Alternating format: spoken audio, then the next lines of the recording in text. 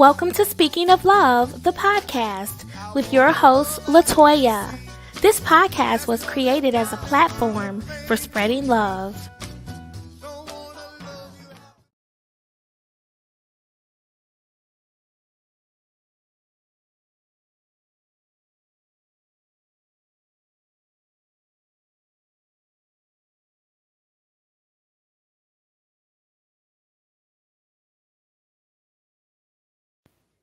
Welcome to Speaking of Love, the podcast, and I am your host, Latoya. I created this podcast in honor of my dad, who was an amazing guy. He had an infectious laugh, and his spirit was magnetic. He was the type of guy who made everybody feel like somebody special. If you were to place him in a crowded room of 100 people, my dad would be the smartest person in the entire room. He was an award-winning radio TV broadcast engineer for many years. Born and raised in the city of Detroit, he was one of the first to go to college in his family. And while attending Wayne State University, he developed a lifelong love affair with the game of basketball. He was the shortest point guard on the team, but he could slam dunk the basketball with either hand.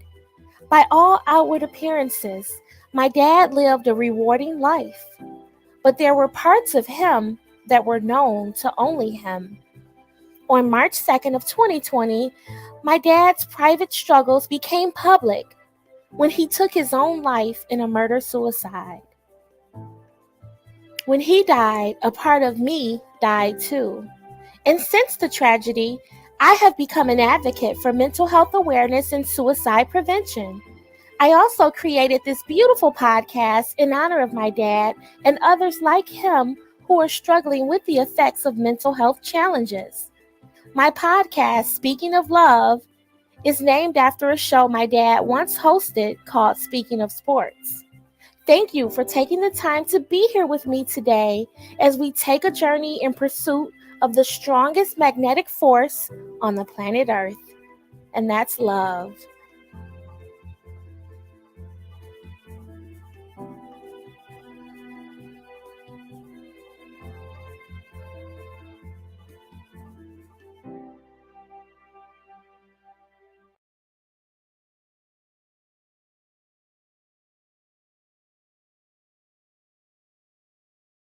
My name is Latoya Bond, and I have a podcast called Speaking of Love.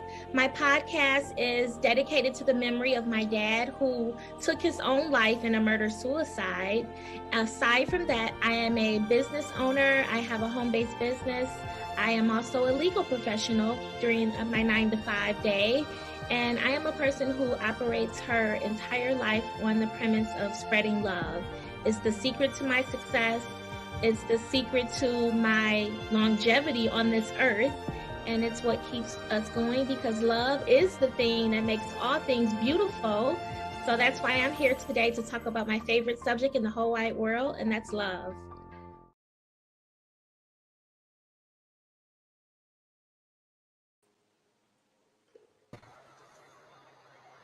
Hello, everyone. I missed you all. I have been away for the last few months working on other projects. I just finished my book. I'm working on a cookbook, and I took a little break from Speaking of Love, the podcast, but I'm back today. September is Suicide Awareness and Prevention Month, and I am here today with a beautiful young lady who has a special place in my heart. I literally grew up with her. We went to middle school together. We went to high school together, and we've stayed connected through the years. And she's here today to talk about her beautiful book that she's written in honor of her son who died by suicide. So today I want to let you all know that this is a trigger warning. We will be discussing the subject of suicide. And if it's triggering for you, take some time. Take a break. If you need to shut the broadcast down and take a break, please do so. Take care of you. The information that we will be providing will be emotional. So I just want to warn you that this is going to be a very sensitive subject matter. The topic is very relevant and is needed, but it can also be emotionally draining. So take some time for you if you need to do so. Before I get into the interview with beautiful Lucinda, I would like to introduce you formally to who she is. In the face of unspeakable loss, Lucinda Jackson Patterson embarks on a journey of healing that illuminates the path for others walking a similar road. In First Kiss to Last Kiss, Eternal Love, A Mother's Journey Through Grief and Healing, author, wife, and mother of three, Lucinda shares her deeply personal and transformative story of finding strength, hope, and connection in the aftermath of her wonderful son Keandre's devastating suicide. For those seeking solace, understanding, and hope, in the face of unimaginable loss, the First Kiss to Last Kiss offers a compassionate hand to hold, reminding us that healing is possible and that together we can forge a path to reclaiming joy and embracing life after tragedy. Lucinda, affectionately known as Lulu, welcome to Speaking of Love. I'm so happy to have you here, my sister. Oh, thank you for having me here, Latoya. Thank you so much for being here. Love brought us back together today to talk about the unspeakable loss of your son. And you've written a beautiful book in honor of your son. And I'm just so thankful to have you here. Thank you for agreeing to be on my platform. I thought it would be a great idea to have you here this month. I know your book launch was last month, but September is Suicide Prevention and Awareness Month. So I wanted to have you here today. So thank you again. Thank you for having me. I appreciate it. Thank you. So Lucinda, tell me about Keandre. I know he was your firstborn son. Yes. What kind of person was he? he was he was quiet. Um, he didn't talk much. He loved to sing. He was singing since he was a child in school. I mean, not in school, in church. He wasn't that good of a singer back then, but as he grew up and got older, his voice became just powerful. He sung in the church as an adult.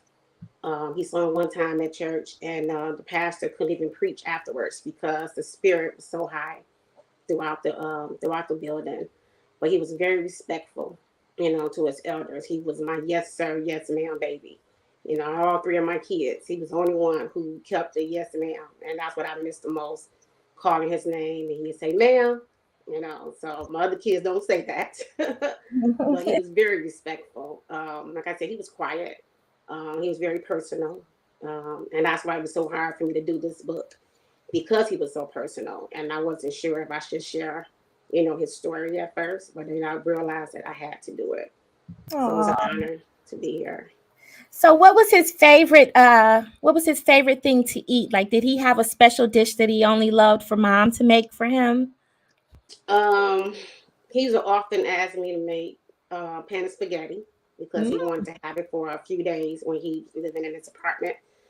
So we'll do. He ate everything. He loves steak, potatoes, but he'll basically ask me to make spaghetti, a big pan of spaghetti. He'd bring me over $20. I'm like, well, Kim, that's not enough, He said, I just want one big pan. So I would make that, and he'll come over after work, and he'll pick it up, and he'll have it for 2 or 3 days. Wow. So Yeah. at the time of his passing, how old was Keandre? He had just turned 30, January the 18th. 30. You don't Yeah. even look 30. I'm almost 50. In You a look few months, I'll be amazing. 50. Wow. So for 30 years you had him as your son. That's Yeah. beautiful. Yeah. So you titled the book First Kiss to Last Kiss, and I'm going to show a picture of the book here for the audience to see for those of you who are viewing us. Let me get the book here. So this is the cover of the book, First Kiss to Last Kiss. And I love the way you've used the semicolons in place of Yeah. the I. That's Yeah. beautiful. And on the cover, it looks like there's a mother walking in the clouds with her son. So Yes. tell me where this vision came from for the illustration of your book and also the name of the book. Well, First Kiss, I had a couple names at first, and I just kept playing around with things. I never knew the suicide symbol. So when I, of course, went through this, I researched it and I found it was a semicolon. So when I came up with the name First Kiss, I took it as when he was born, I was the first person to kiss him. And Oh. when he passed away, I was the last person to kiss him as well. He walked out my door that about 3 o'clock that afternoon, and he said, "Mom, you know I love you, right?" And I said, "I know that, you know." And he kissed me. And when I went to identify his body, I kissed him again. So the semicolon in place of the eyes came from suicide awareness. I didn't want my book to say suicide because I wanted people to look at it and just see the mother with the child. So I didn't want it to be broadcast as suicide book. I just wanted it to be a catchy phrase, which I think that I captured that, and I'm so thankful for um, the marketing team who put my vision to life on a book. So that's Mhm. where the title came from. I was the first person to kiss him and the last person to kiss him goodbye. Wow, that's so beautiful and it's so poignant. You know, you're absolutely correct, Lucinda. When it comes to the word suicide, even when you are posting on social media to promote your book or when you want to promote your podcast or even offer words of encouragement, when you use the word suicide, you're viewing the traffic to your posts is decreased substantially just because of the negative Right. stigma behind the word suicide. So I love the fact that you didn't use the word there because it's more inviting that way. It's Thank more you. attractive. So can you talk to us a little bit, Lucinda, if you're comfortable, the day of the tragedy, the day that he passed, what happened that day? Where you had was it a normal day for you? Did you wake up with a feeling or intuition? Can you walk us through that just a little bit? Um, so Keandre was not living with me. He called me a couple of days before and asked me, can I pick him up from work? So I said, okay, I'm on my way. He was working at Chrysler. I went and got him. He stayed over here with my house maybe for 2 days. The day of his passing, I wasn't working as well, so it was me and him here. And I had just brought a massage chair and whatever, and he was helping me put it into my other room, and we couldn't get it through the door and whatever. So I said, we just wait. You know, I have my wedding party coming over because I was also planning a wedding at the time. I said, well, I just have the wedding party. You know, they coming over, so we'll just do it later. So I had to go and get some post-its, some stamps and stuff from the post office.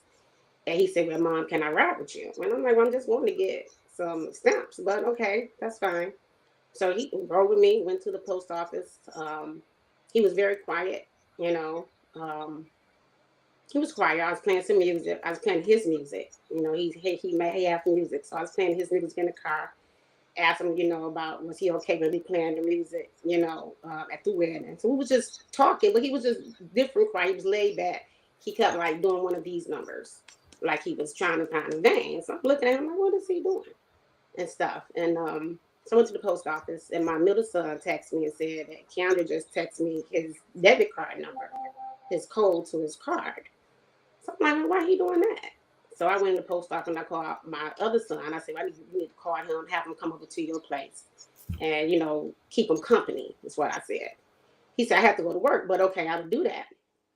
So from then we left there, went and got some food for the girls to come over. I went back home, and Kanye told me, he said, Mom, I have a 3 o'clock appointment. Can I use your car? And I said, okay, that's fine. The girl's going to be over here anyway, so he could get some gas. And he kissed me. He talked to my daughter before she went off to work, and then he hugged me and he kissed me. He said, I love you, right? I said, yeah, I know you love me. I love you too. And he walked out the door. He left his bags at the front. So I'm like, are you gonna leave your bags there? He's like, I'll just get them later. I said, okay. So he left about 3:15 or so. He left, and the girls came over and whatever. My daughter ended up calling me. Um, well, first of all, his grandmother, his dad, mom called me and said that he called her and she couldn't reach him. His phone kept going to voicemail. Oh, so I said, okay. So my family was over and I called one of my cousins and I said, I think he contemplated suicide. I said, I don't feel good. I have this feeling. And I said, I can't call my mother and I can't call my sister because they wouldn't be able to handle this. She said, okay, we coming over there. So they was all over. We, doing the invitation. Then my daughter called And she said, Mom, I was in a car accident. I need you to come. And at that time, I was already thinking about having my fiance at the time to go and look for Keandre because I know his grandma couldn't find him. So I searched my car and I got the location where he was at. So I called my fiance. I said, can you go to this location because that's where he's at and get him? He said, okay. So my daughter called. I got distracted. So I rushed up there to with her at the car crash. All my family's there. And then that's when the police called me. And they said, are you Keandre's mom? We need to come to you. And I just like, oh my God. And I was felt so bad because when she called me, I got distracted. And I forgot to, check to see was he good. And they said, I'm coming where you at. And I'm like, where I'm down the street, I'm on Harper. And they said, I need you to stay there. And from that Wow. moment, that's when the police came down to me and they took me to the hospital where he was in surgery. And Wow, Lulu, I'm so sorry. thank you. Sorry to hear that. Now, you mentioned that you had a feeling. Did he give you any warning? What were the warning signs that he exhibited to let you know that this could be possible? Um, like I said, the tapping on his wrist was a little odd to me. Um, when he texted my son and he texted my son and sent out his debit card PIN number. He was texting my mom, his grandmother as well, telling everybody he loved them. So that was a little triggering for me. And before then, even him coming over to stay with me for 2 days before it happens, like he wanted to spend time with me um, before that happened. And he had just got approved for another apartment. And I said, well, they keep calling me. You got approved for the apartment. He said, I'm not going to go to the apartment. So I'm like, well, why not? He said, I'm not going to go to the apartment, Mom. I said, okay. It was like on a Wednesday. He passed that Thursday. He said, I'm not going to go to the apartment. He said, I'm just going to take care of it when I can take care of on Friday. So I was like, oh, shoot. So I told my little son, I said, I'm going to work. I had to go to do something. And I said, I need you to come over on Friday to sit with him. I wanted somebody to always be with him. Um, but of course, he took his own life on Thursday. I was thinking he was going to try something on Friday, but even I didn't know he was suicidal. In April, he crashed his car on the freeway. And the doctor told me then that when they examined him, that he said he was trying to commit suicide. But when I asked him, he said that was not true. So um, from then, he still had his apartment and everything. I didn't know it was to this extent. I just didn't know it was to this extent that this was going to be the outcome because he always said he didn't believe in suicide. I have a recording. We was just sitting talking that October. He said, Mom, I would never do that. I don't believe in that. So it was a shock. I never thought he would do this. Wow. So, Lulu, what is the biggest lesson that you've learned about yourself going through this tragic loss, unbearable loss of your firstborn child? What have you learned about you that you didn't know before then? Um, then I'm not as strong as everybody think I am. You Mm. know, I would just take it as an insult at first. When he first passed, I was planning the wedding, and I just kept moving. I kept moving. I planned the wedding. I talked to you. I think you reached out to me, and I went to the Kevin Songs workshop with you in August, I believe. Um, I just kept moving. And everybody kept saying, "You strong. You doing this in 2 months? You doing this? You wrote a book." And I took offense to it at first because I didn't understand what they meant. But I'm not as strong as people think. It's something that I had to do. I had to keep moving because I didn't want to lose my mind. I never experienced this before.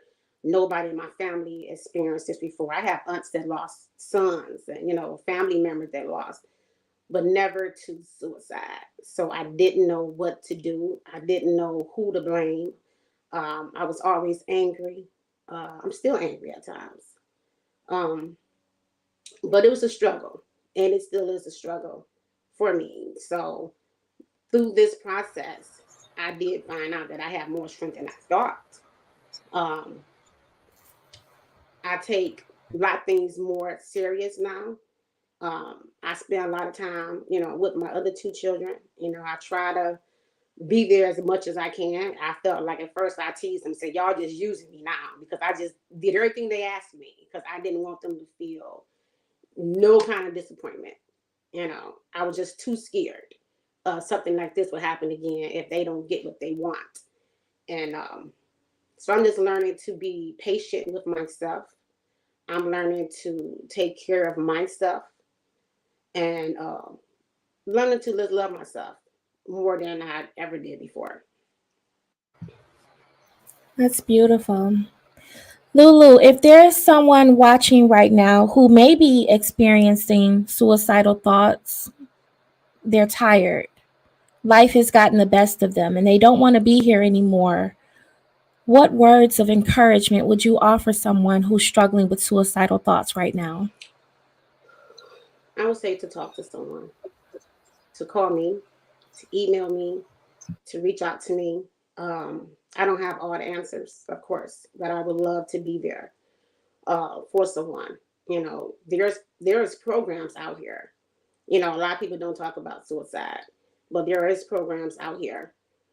There is the phone number, the 988 suicide lifeline number. There's therapists out here. It's always someone out here to talk to. Try to find someone to talk to. That's very important. My son was private, so his struggle he did not always bring to us. I had no clue that he was struggling until 2020 when the loss of my father and the loss of my cousin. Then I seen the change that the grief did to him because he didn't reach out for help. And at the time when my dad passed, I didn't have it in me to even help anybody else. So I missed that he was struggling with that. So it's very important that we do talk about it. We find someone that can help us through this. I'm here. Um, One thing I do want to share is that what brought me to doing this book, because I remember talking to my sister and I kept saying that no one is helping me. No one is reaching out to me to help me through this. I didn't know anyone. I knew one person who lost someone through suicide, and it was in relation to my son. They was there at the beginning, and then afterwards, after a few days after the services, they no longer was there. Never walked me through this step. Never told me the tools or did anything. And I was like, I've been knowing this person over 30 years.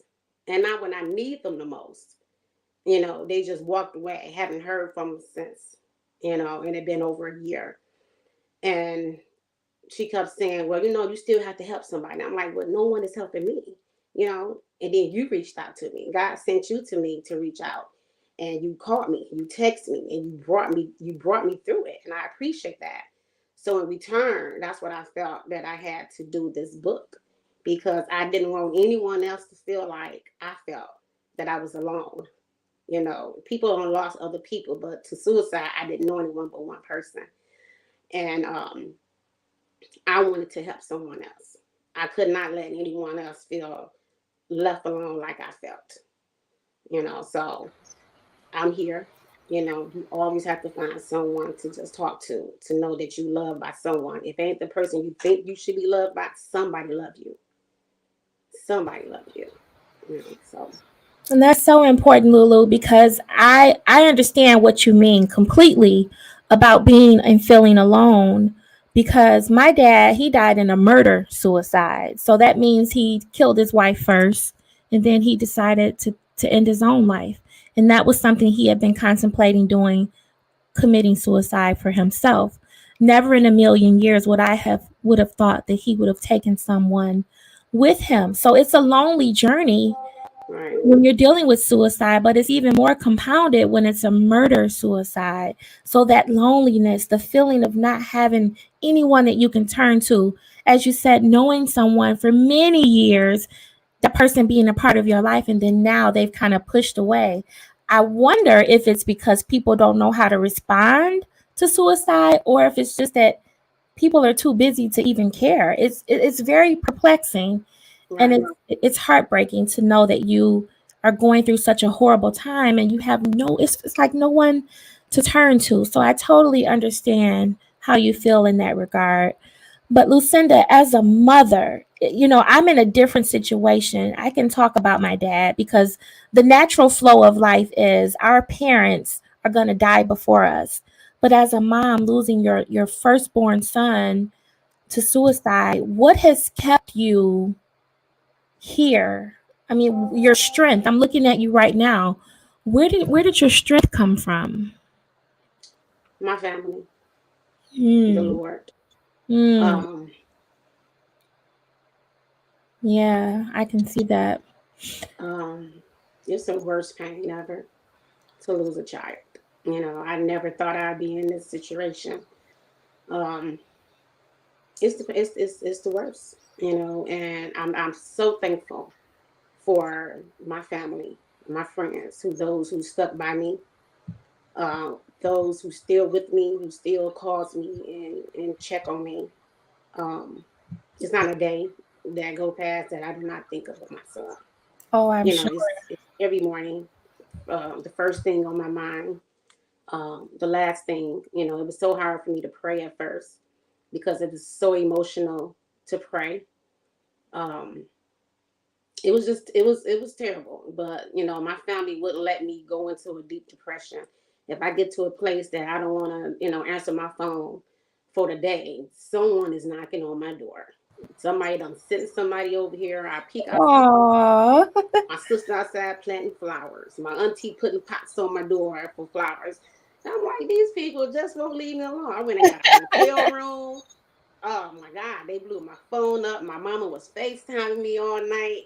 It was just, I'm like, these people is not going to well, let me just I be. have always admired that about your family. And while we're on the subject of family, I have a few pictures I want to show, if it's okay with you, Lucinda. Yes.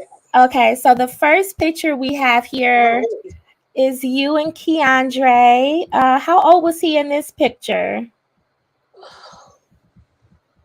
ooh, that was like a Christmas picture. Okay.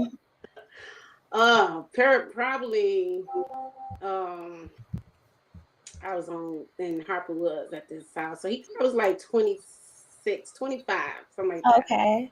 And then I found another nice photo of him here. He looks a lot like you, Lulu.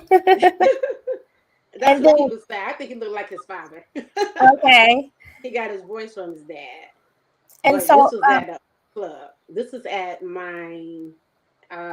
the club. He was singing. He was performing with one of my cousins. The next picture with all three of my children. Um, we was actually at my either my brother's daughter or son birthday party in aw. the backyard. So what are And your children's names? Give us their names. You have a my beautiful daughter, daughter here. the daughter is Janiyah. She's 19 now. The son back there in the middle, my little model, my little crazy baby, but the sweetest thing ever. That's TJ. He's 23 now. And then over here is Mr. Keandre himself. Aw, this is beautiful. So you just have the three children? Yes. Yes. And then we talked a bit earlier about the connection with your family. You come from a very, very close knit family. And so in this photo here, you were participating in the Kevin Song Suicide Prevention Walk. And tell us who is in this photograph here. Well, to the right of me is my sister, Sister Deborah, and that is my brother's wife. She's more like a blood sister to me. She's been in our family forever. That's me in the hat. And then I have my cousin, which is also like my little baby sister, which is Diane, Kyra Diane, I say. And then over here with the red hair is my firecracker sister, my baby sister. With that, it was great. Aw.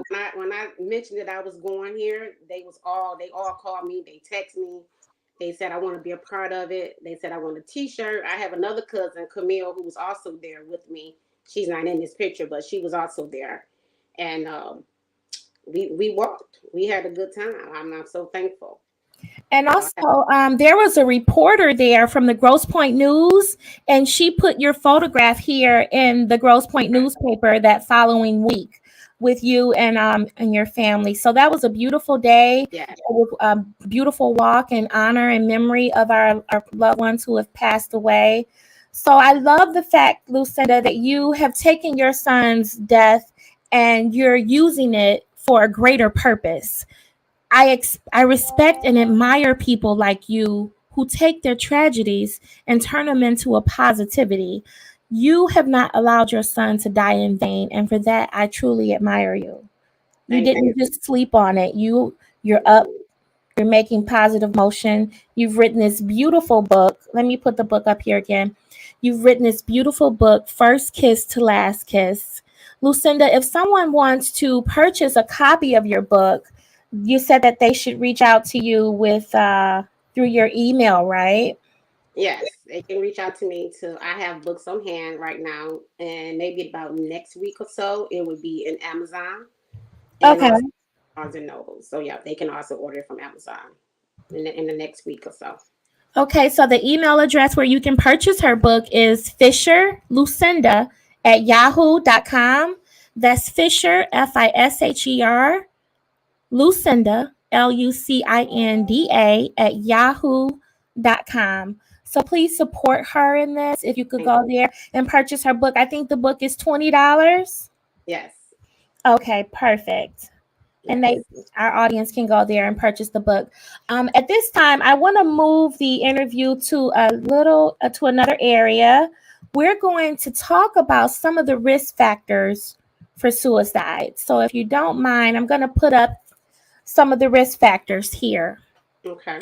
Okay, so some of the risk factors for suicide would be depression, low self esteem, having a mental illness, substance abuse or substance dependence, eating disorders, a family history of suicide. I don't know if you knew this or not, Lulu, but because you and I lost someone so close to us by suicide, we are now at a higher risk of passing from suicide. So we have to be very careful how we live our lives and the people that we have around us, because there is this natural need for a reunion or connection to be with the ones that we've lost. So we have to be very, very careful on that. I've done a lot of research and study in that regard.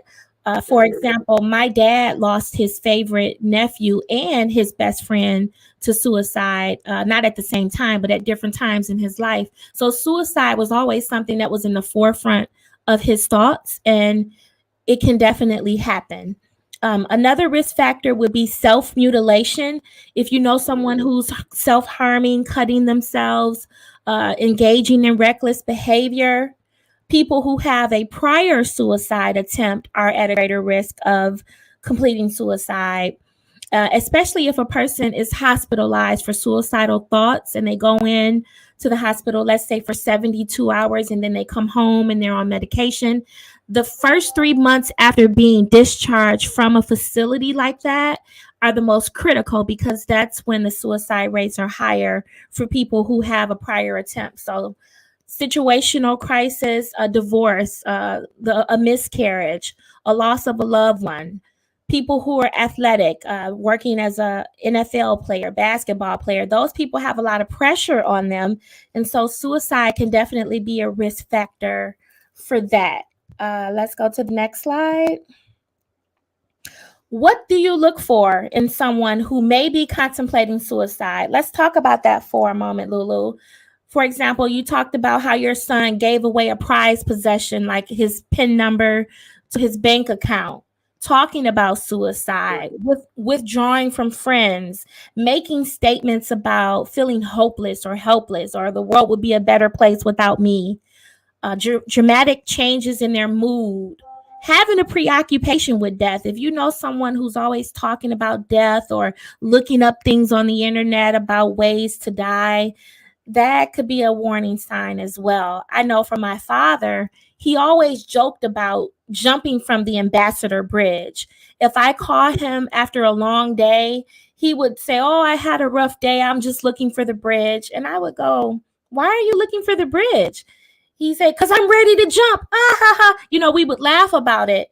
But hindsight is 2020. Now that he's gone, I realize he really wanted to jump. When times got hard, he wanted to look for that bridge. So another factor is a loss of interest in things that they once cared about. My father loved basketball. He loved being on radio and TV.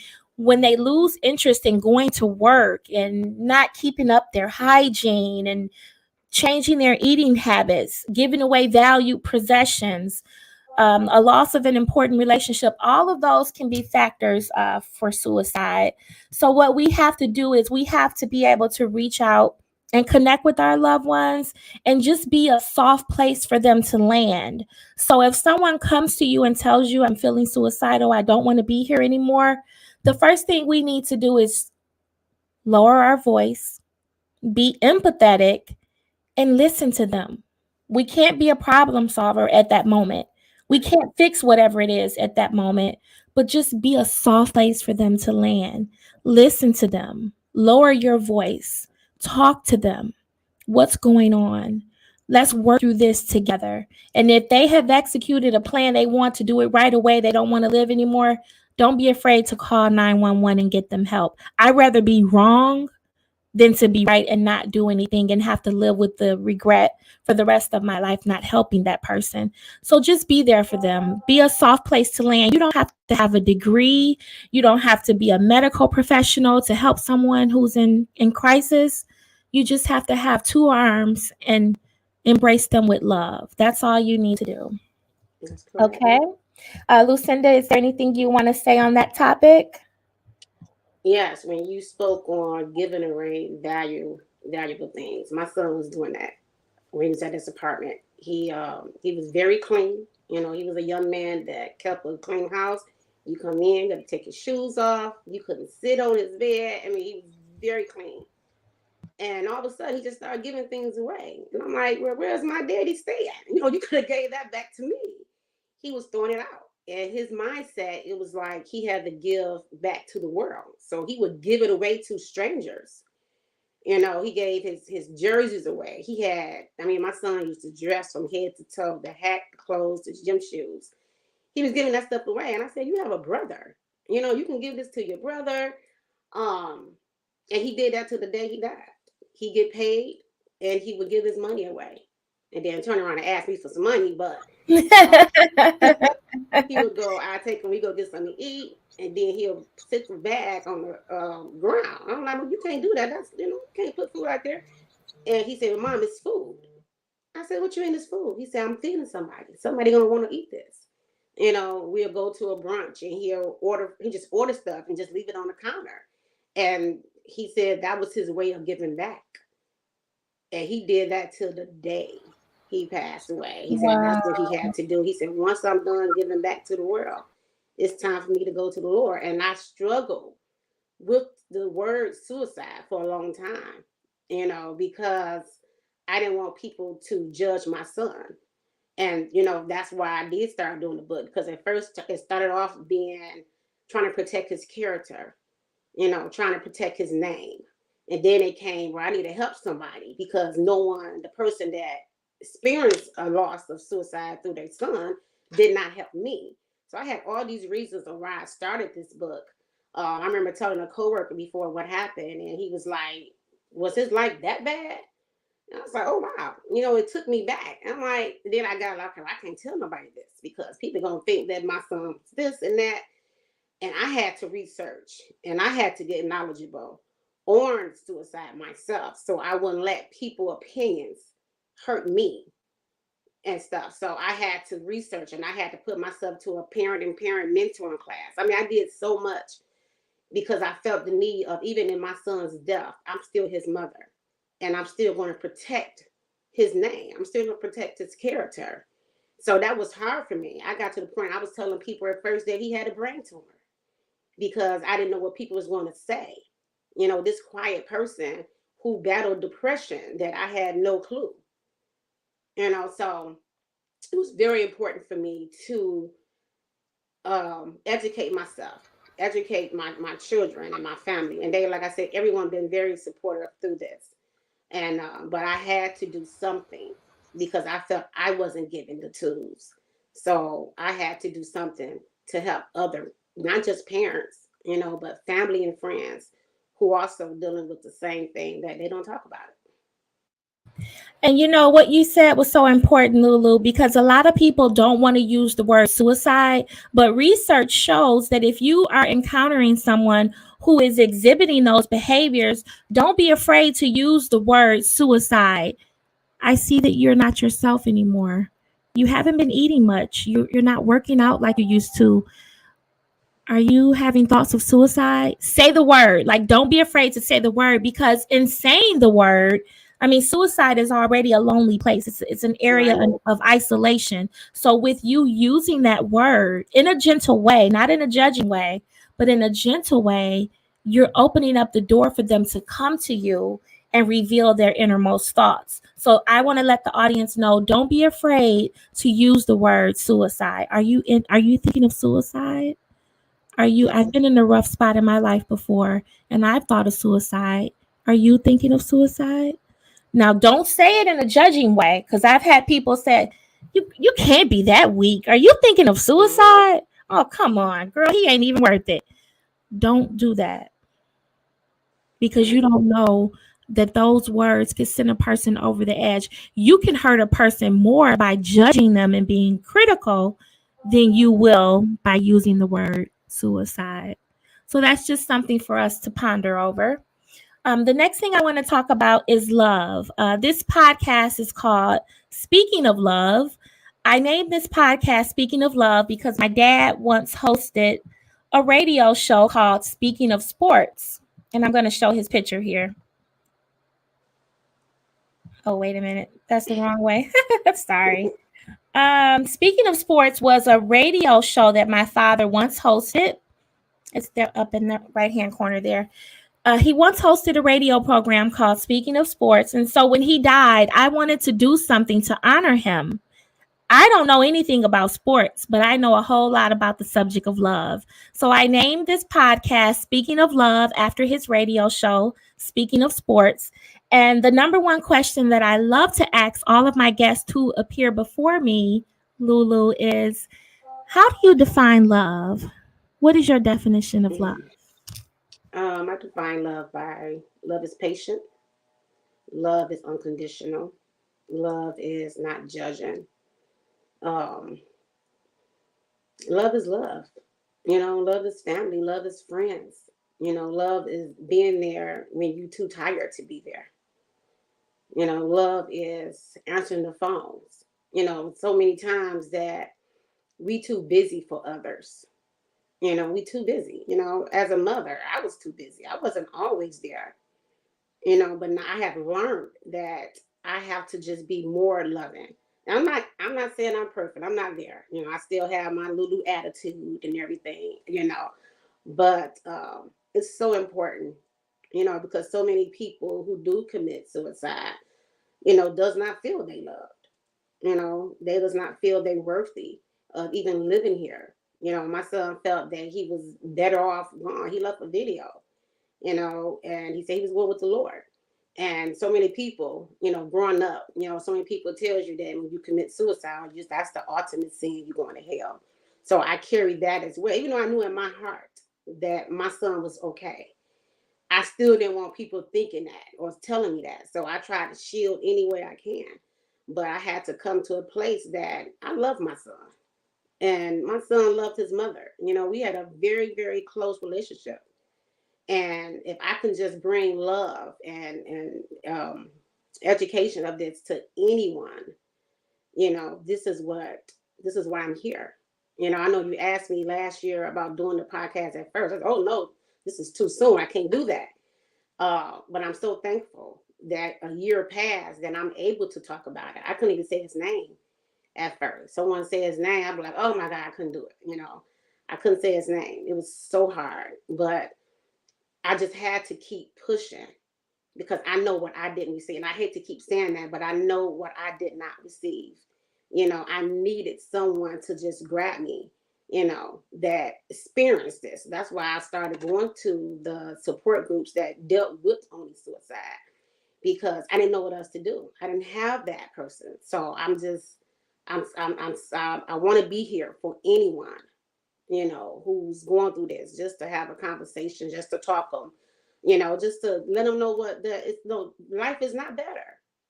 I have family members that struggle with this, with hurting themselves, with the cutting.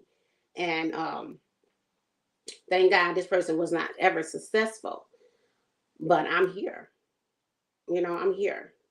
So I love, and I want to, send that love back out to others.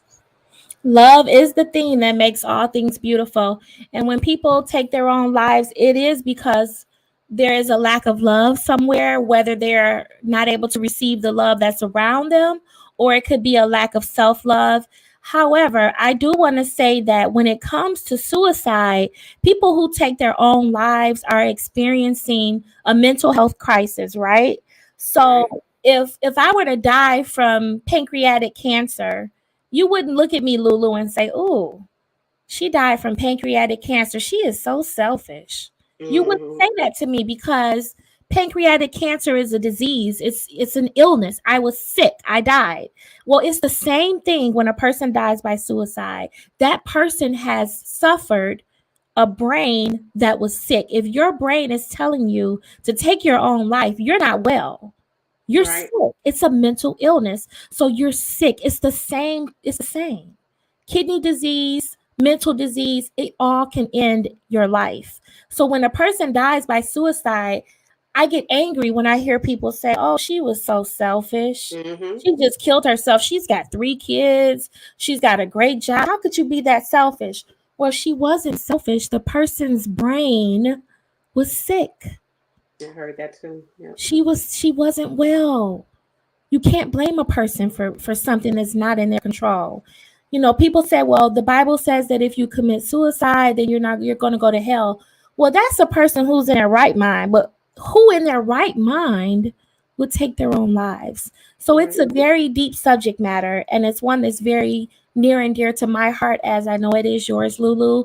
So we just have to stay on the forefront. We have to advocate and be a voice for the voiceless.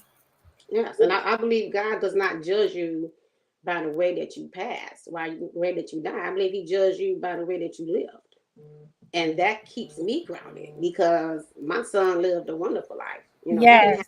the family he had wanted, but I don't believe that he was judged on the way that he passed. Yes, and This young man, that's yeah, why you've written your book, because you want your son to be remembered for the right, way he died, for the way he lived, not the way he died. That's why right, you've written your book. That's why you're going public. That's why there's this podcast here, because we want our loved ones to be remembered for the way they live, the real person that they were before the tragedy. that is correct. Yes. So, what's next for you, Lucinda? You've written this beautiful book. You're an advocate for suicide prevention and awareness. You're helping other moms who've lost children to suicide. What's next for you? Are you working on any major projects coming up here soon? Oh, no, I'm not. I think I need to take a little break. Good for Since you. this happened, I've been planning. I have my birthday coming. I don't have no plans. I don't want to plan anything. They said, well, you turning 50. I said, I don't have nothing to plan. I'm tired. I've been planning since July 14th when my son passed. I planned a wedding. Um, I did a book. I said, I just need to take a minute.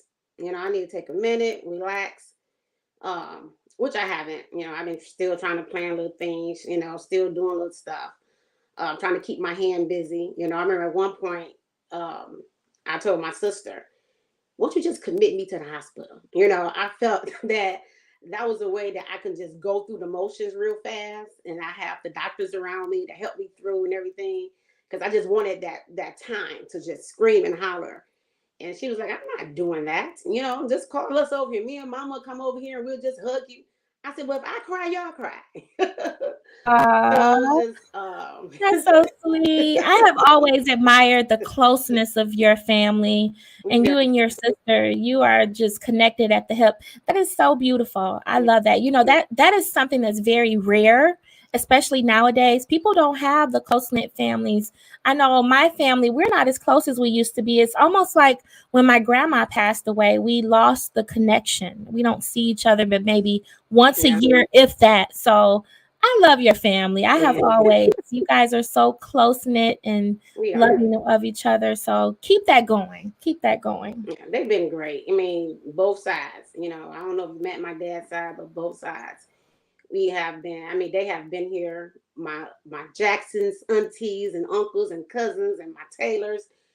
They have been just a great support. I'm very grateful. I'm thankful, even for my friends, even for you. You know, I thank you for this platform that you have. It's great. I was very, very nervous. I did not sleep. Oh, You know, I'm I'm not a sorry to do sleeper. that to you. But It's I great told you though. I'm going to take good care of you. You know, You did. before we went live, I told you just hold up your one finger if it gets uncomfortable and we'll shut this thing down because I don't do this to Hmm. make money. I don't do this to get any clout. I do this because that man in that picture behind me was an amazing person. And when I got the phone call in the middle of the night that not only did he die, but he took somebody with him.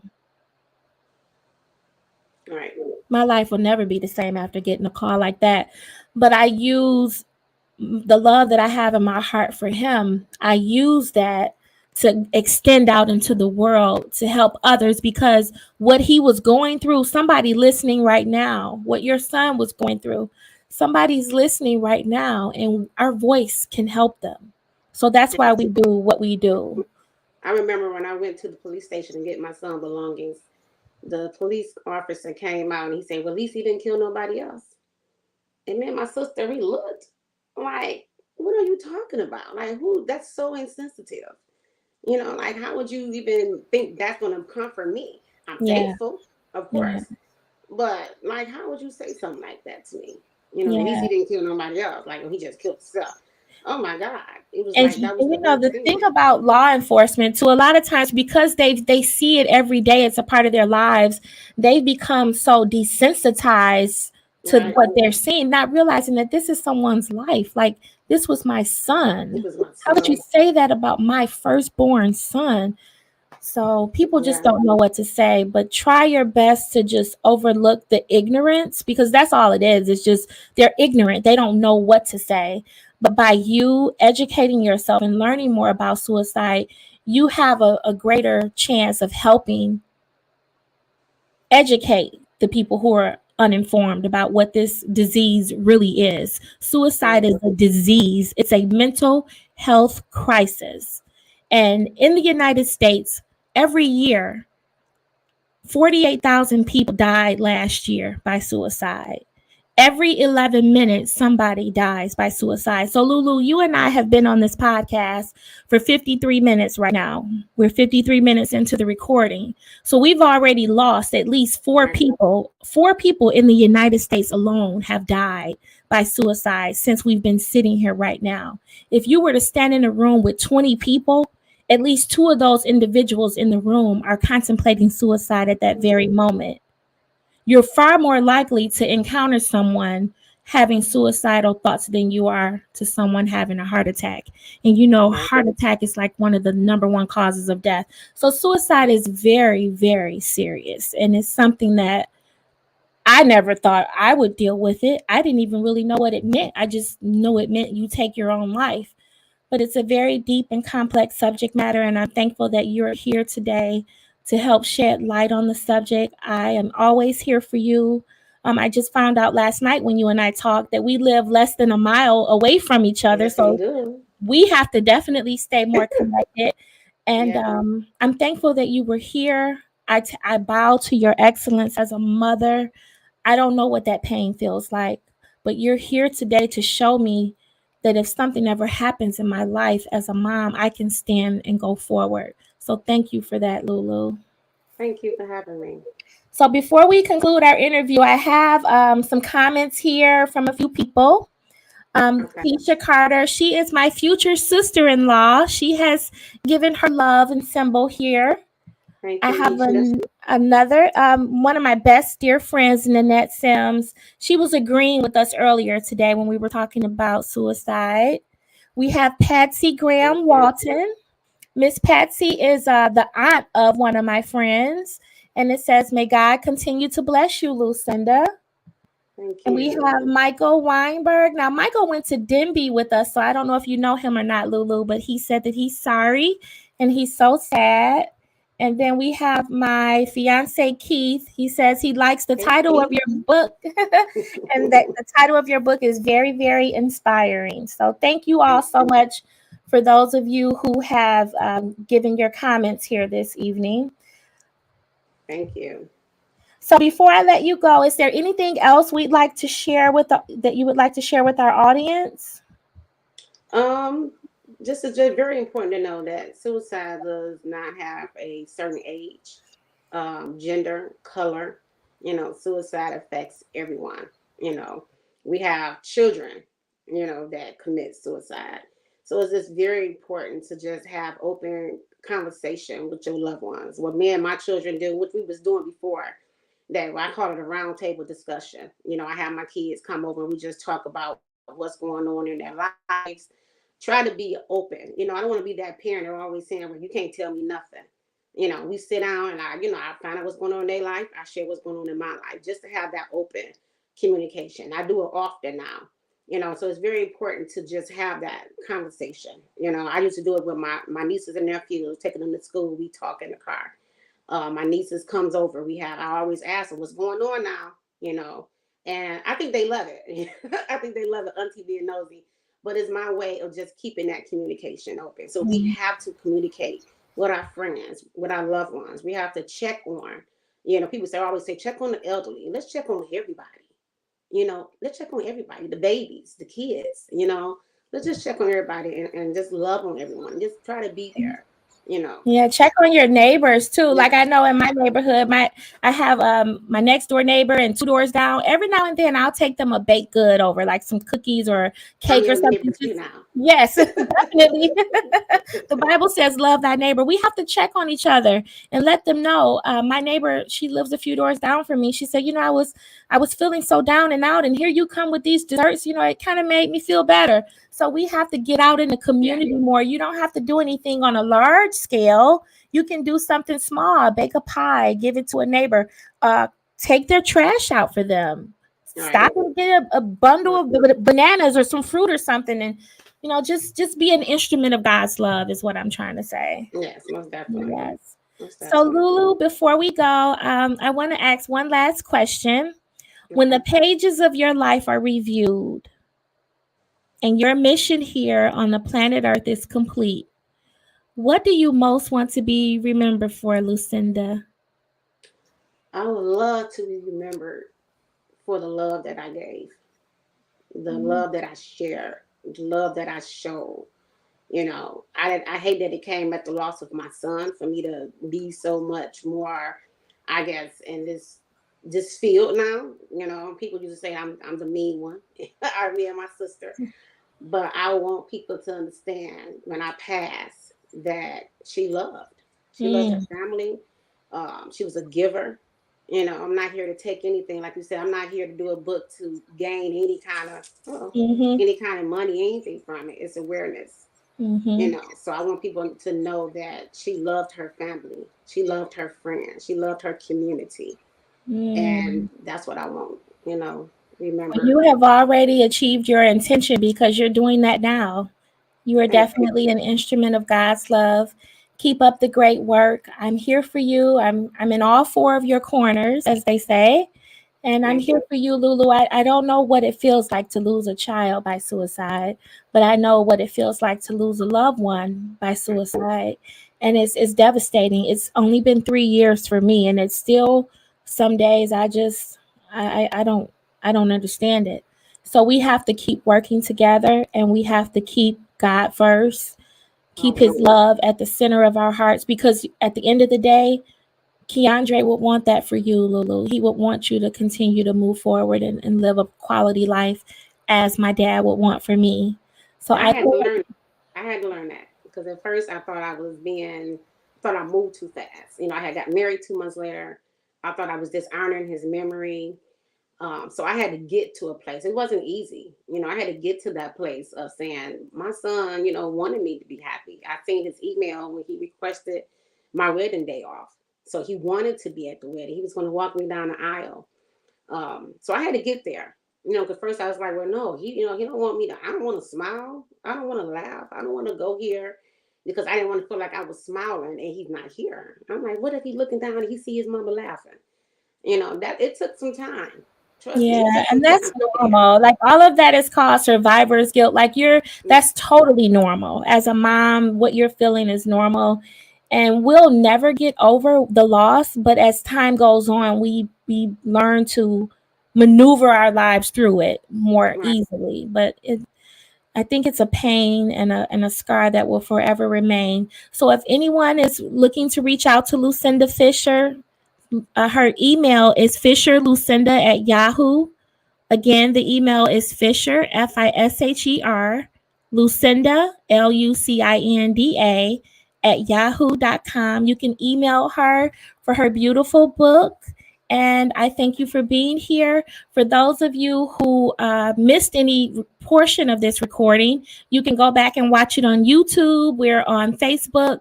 The recordings will live there forever. But also, we're on all major podcast platforms. So we're on Google Podcasts, Apple Podcasts, Spotify, SoundCloud, any place you prefer to hear your podcast. Speaking of Love is there. I thank you all so much for being here today.